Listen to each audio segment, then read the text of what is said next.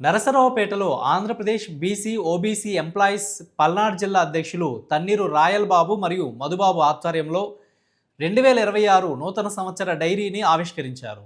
ముఖ్య అతిథులుగా ఎమ్మెల్యే అరవింద బాబు, ఆర్డీఓ శ్రీమతి మధులత పాల్గొన్నారు.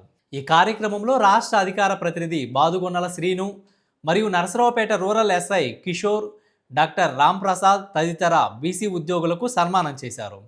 కార్యక్రమంలో టీడీపీ పట్టణ బీసీసీఎల్ అధ్యక్షులు మడకా ప్రసాద్, వీరప్పయ్య, బాదుగొన్నల శ్రీను, రాష్ట్ర అధికార ప్రతినిధి ఏపీ బీసీ సంక్షేమ సంఘం తదితరులు పాల్గొన్నారు.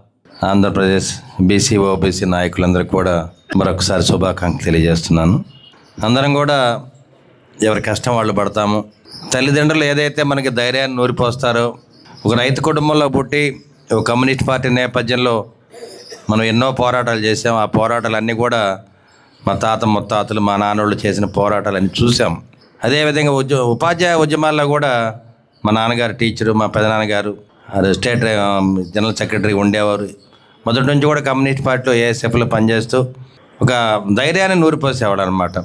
అంటే అప్పటి నుంచి కూడా కులాలు మతాలు వీటికి అతీతంగా పిల్లల్ని పెంచుతూ ఉండేవాళ్ళు. అటువంటి పిల్లలే కమ్యూనిస్ట్ పార్టీలోకి జాయిన్ అయ్యేవాళ్ళు. ఆ రోజుల్లో కమ్యూనిస్ట్ పార్టీలో చేరిన తర్వాత దానికి వచ్చే ధైర్యం కానీ, ఆ ఉద్యమం యొక్క ప్రేరేపణ ఇవన్నీ కూడా పునికి పుచ్చుకొని పిల్లలందరూ కూడా చాలా ధైర్యంగా ముందుకు వెళ్తూ ఉంటారు. మరి అటువంటి ఉద్యమాలే మరి ఏఎస్ఎఫ్లో కానీ ఎస్ఎఫ్ఎల్లో కానీ ఈ ఉద్యమంలో ఉన్న పిల్లలు ఉద్యమకారులందరూ కూడా చాలా ధైర్యంగా ముందుకెళ్తారు, ఉద్యమాల్లో పోరాటం చేస్తారు.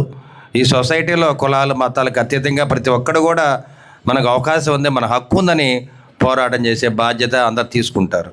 నేను 83లో తెలుగుదేశం పార్టీ పెట్టినప్పుడు తెలుగు విద్యార్థి ఫెడరేషన్లో నేను కాలేజీ ప్రెసిడెంట్గా పోటీ చేయడం జరిగింది, గెలిచాను అప్పుడు. సో మన వర్క్ చేసుకున్న తర్వాత ఎక్స్ట్రా ఎనర్జీ మనం పుట్టించేసి ఇంతమంది గ్యాదర్ చేసి ఇలాంటి ప్రోగ్రామ్ని చేయాలంటే it is not easy.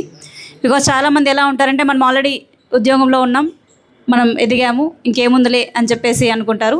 But అలా కాదు, మనం ఎదుగుతూ మన తోటి వాళ్ళని కూడా అంతే పైకి తీసుకురావాలని కొందరికే ఉంటుంది. సో అలాంటిది మీ అందరిలో కూడా చూస్తున్నాను. ముందుగా దానికి అందరికీ శుభాకాంక్షలు తెలియజేస్తున్నాను.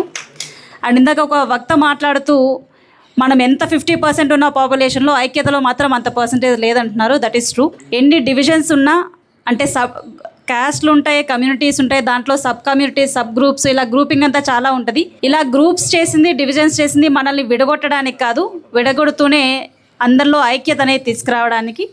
సో అలా అందరూ కూడా ఆ ఐక్యతని పెంపొందించుకుంటూ మన తోటి వారికి కూడా హెల్ప్ చేస్తూ అందరినీ కూడా మంచి పొజిషన్లోకి తీసుకురావడమే ఈ కమ్యూనిటీ యొక్క ముఖ్య ఉద్దేశం. ఇలాంటి కార్యక్రమం మేము 25 సంవత్సరాల క్రితం రాయల్ బాబు మేము పెట్టాము ఒకటి. ఆ రోజు కోడెల గారు ఉన్నారు, మెడికల్ క్యాంప్ ద్వారా పెట్టి ఆ రోజు ఒక బుక్ కూడా పబ్లిష్ చేసాం. తర్వాత అన్ని రోజులు మొన్న గుర్తు చేసుకున్న విషయం, క్రీమ్ ఆఫ్ ద సొసైటీని తయారు చేసే ఉపాధ్యాయులు, మిగతా ఉద్యోగులు అందరూ ఉద్యోగములు అందరూ కూడా ఇట్లాంటి కార్యక్రమం కలిసి, అందులో బీసీలు 1000 మందికి పైగా ఈ నియోజకవర్గంలో ఉన్నారని చెప్పి చెప్తా ఉన్నారు మధు గారు. వారందరికీ మన బీసీ ముద్దుబిడ్డ మన ఎమ్మెల్యే గారు అండగా ఉంటారు. మీరు ఏ టైంలో అయినా సరే, మీరే కాదు ఎవరు వచ్చినా ఆయన్ని సాదరంగా ఆహ్వానిస్తారు.